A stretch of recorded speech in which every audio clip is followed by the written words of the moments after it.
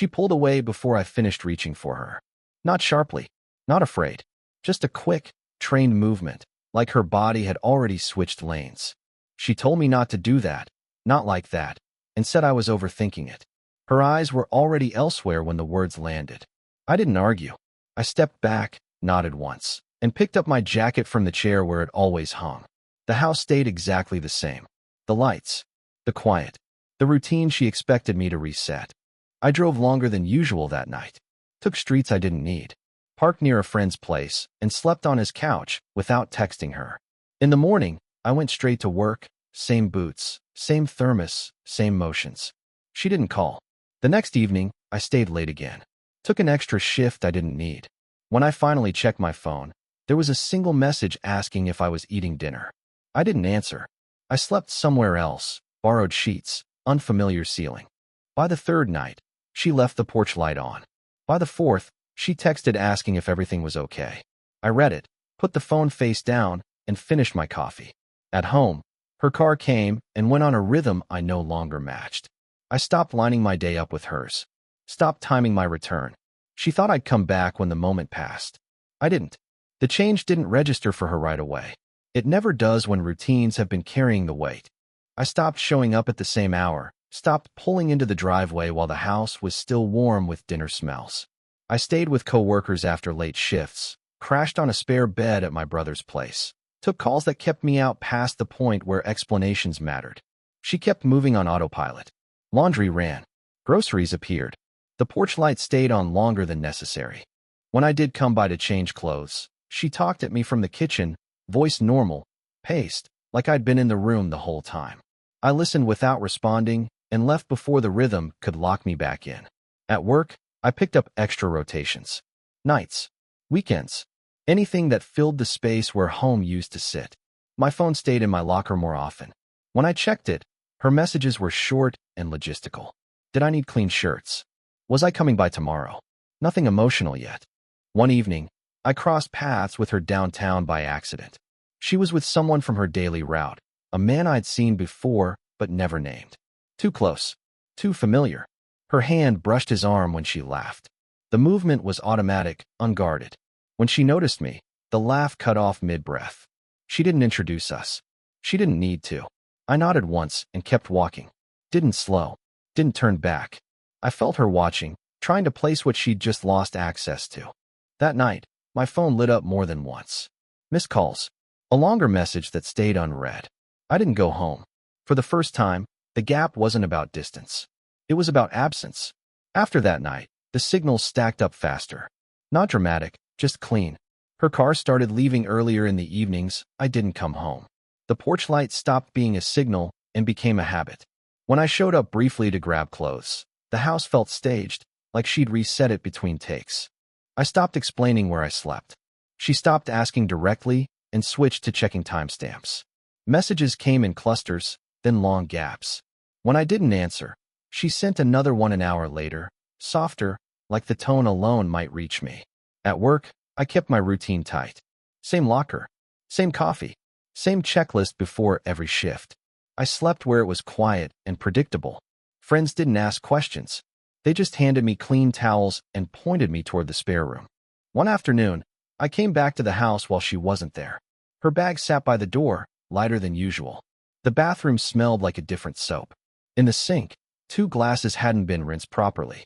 I didn't touch anything. I changed clothes and left. That evening, she finally called instead of texting. I watched it ring out on the dashboard. When it stopped, the silence felt settled, like a decision had already been made somewhere else. Later, I drove past the house without turning in. The lights were on, curtains open. A shape moved across the living room that wasn't mine. I didn't slow down. Whatever explanation she was building no longer needed my participation. And whatever version of me used to wait for the right moment to return had already stepped out of the pattern. She still thought this was temporary. I didn't. I didn't announce the change. I let it settle. I stopped timing my day around the house and started filling the evenings with things that didn't leave room for questions. Extra shifts, overnight maintenance calls, a friend's spare room that stayed dark and quiet. When I slept, it was deep and uninterrupted. She started noticing the gaps before she noticed me. Her messages changed tone. Fewer assumptions. More checks. She asked if I was okay. Asked if work was pushing me too hard. Asked if I was staying somewhere else. I answered some of them with single words. Most of them I left alone. When I came by the house, it was brief. In and out. I moved through rooms like a guest who knew where things used to be. She followed me once from the kitchen to the hallway, talking about her day. Keeping pace like proximity might reset us. I grabbed what I needed and left before the rhythm could take hold. At work, someone mentioned seeing her around town with a guy from her route. Said it casually, like it didn't mean anything. I didn't react. I didn't ask questions. I finished my shift and took another one. One evening, she waited for me on the porch. The light was on. She stood there with her arms folded, watching the street like she could will my truck into view. I drove past the block and didn't slow down. Later, my phone buzzed again. A longer message this time. Questions stacked on top of each other. I didn't open it. She was still treating this like a phase. I was already treating it like a permanent change. The other man didn't disappear. He adjusted. I saw him once near her workplace when I stopped by the area to grab coffee. He stood too close, leaning in like he'd earned the space. She laughed with her shoulders first, body angled toward him without thinking. When she noticed me across the street, the laugh cut off and her posture changed mid-motion. That reaction told me everything I needed. I didn't cross over. I didn't acknowledge either of them.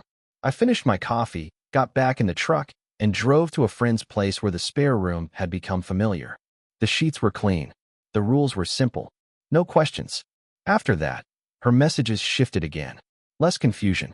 More urgency. She asked where I was sleeping. Asked if I was still working nights. Asked if we could talk when I had time. I read them hours later and didn't respond. At the house, she started moving things around. Rearranging furniture. Cleaning what didn't need cleaning. When I stopped by once to grab tools, she hovered nearby, watching my hands like she was trying to catch a habit returning. I packed the tools and left without looking at her. Someone from work mentioned that she'd been quieter lately. Less sharp. More distracted. The comment wasn't meant for me, but it landed anyway. That evening, she waited by the door again. This time, she didn't fold her arms. She just stood there, empty-handed, like she'd finally run out of strategies. I didn't come. The house stayed lit late into the night. I slept somewhere else, already settled into a life that didn't pause for her signals anymore. Other people started noticing before she admitted anything was wrong. At a small gathering tied to her work, she kept checking the door like she was late for something that wasn't coming. Someone asked if I was still on nights. She answered too quickly, then corrected herself and said I'd been busy lately. The explanation didn't land. A friend pulled her aside and said she seemed distracted. Not in a judgmental way. In the way people speak when patterns break. She laughed it off, but the laugh didn't reach her eyes. She checked her phone again and again, each time putting it down harder than before. When I stopped by the house once to pick up mail, she was there. She didn't block the doorway. She didn't raise her voice. She followed me from room to room, talking about schedules, about errands, about nothing that required an answer. I listened long enough to grab what I needed and leave. That evening, she called instead of texting. I let it ring while I finished what I was doing. When it stopped, the quiet felt heavier than before. At work, I took another overnight shift. The rhythm suited me. Machines don't ask questions. Systems respond to consistency. I slept when I could and woke up without expectation. She started staying home more. The car didn't leave as often. The porch light stayed on even during the day. When I drove past the house once, I saw her sitting near the window, phone in hand, waiting. For the first time, the attention she used to control had nowhere to go, and she couldn't redirect it. She started looking for me in places I no longer existed. She asked my brother if I was staying with him. She mentioned my name to a coworker of mine she barely knew, pretending she needed to drop something off. Inside the house, she moved slower, like she was afraid of missing a signal that had already stopped transmitting. When I did come by briefly, she stayed close without touching. She stood in doorways, leaned against counters, followed a step behind me like proximity might pull me back into alignment. I didn't acknowledge it. I moved through the house with purpose, collected what I needed, and left before the air could settle. Her phone behavior changed. It stayed in her hand longer, then not at all. Notifications came and went without reaction. The man from her route stopped appearing around the house. Whatever convenience he'd provided wasn't enough without the structure she'd built around it. One night, I came home earlier than usual by accident.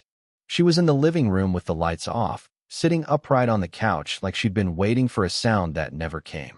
When she saw me, relief crossed her face and disappeared just as fast. She asked if I was staying. I didn't answer. I grabbed a jacket I'd forgotten and turned back toward the door. She stood up too quickly, said my name once, then stopped herself. I left without closing the door gently. Later, I slept somewhere else again. Clean sheets. Quiet room. No expectations. For the first time, she wasn't reacting to what I was doing. She was reacting to the fact that I no longer needed her reaction at all. She stopped waiting and tried to intercept me instead. It happened one evening when I came by the house to pick up a jacket I'd left behind. She was already in the hallway, like she'd been listening for the sound of the door. She didn't raise her voice. She didn't block my path. She stood just close enough to force a pause. She said we needed to talk. I stayed where I was and didn't take my boots off. I didn't sit. I didn't tell her I had time. She spoke carefully, the way she did with upset customers. She said she didn't understand what was happening. She said I'd changed without warning. She said pulling away that night hadn't meant anything and asked why I was reacting like it did. Her words were controlled, but her hands kept moving, adjusting sleeves that didn't need adjusting. I listened without interrupting. When she stopped, I told her I wasn't reacting. I was adjusting my schedule. That answer landed wrong. She said I was being unfair. She said disappearing wasn't how adults handled things. She asked if I was trying to punish her. I picked up the jacket and told her I wasn't coming home tonight. Not as an argument. Not as leverage. Just a statement. She stared at me like she was waiting for the rest of it. There wasn't any. When I turned toward the door, she said my name once, softer than before. I didn't turn around. I stepped outside and closed the door behind me without rushing. From the driveway, I could see her through the window, standing exactly where I'd left her. For the first time, she understood I wasn't pulling away to be chased. I was already gone from the role she was talking to.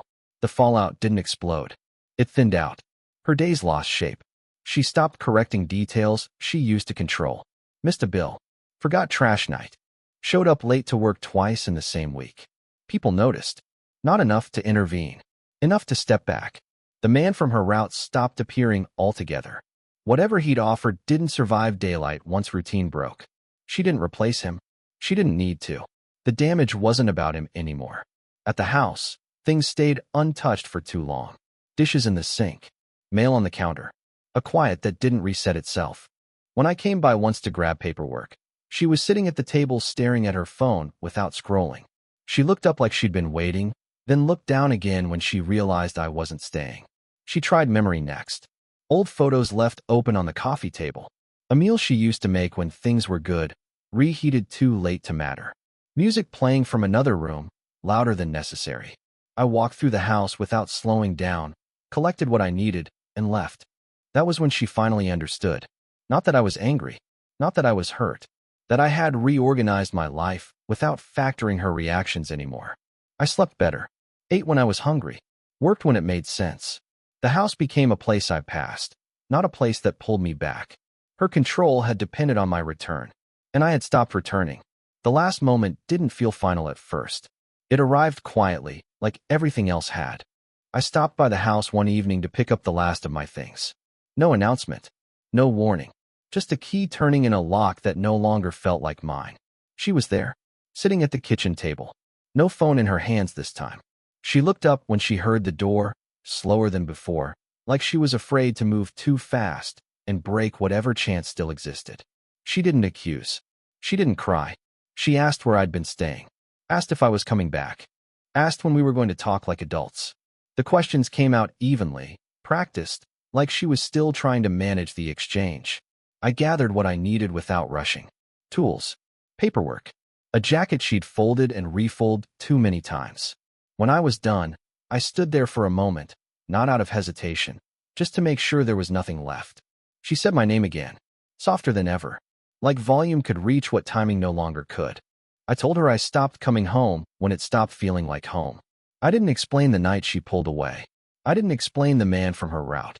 I didn't need to. The silence that followed wasn't empty. It was clear. I left the key on the counter and walked out without looking back. I didn't slam the door. I didn't pause on the porch. I didn't disappear. I just stopped returning to a place where I was already gone. What would you have done in my place? If the story hit you, leave a like. And don't forget to subscribe. It only gets stronger from here.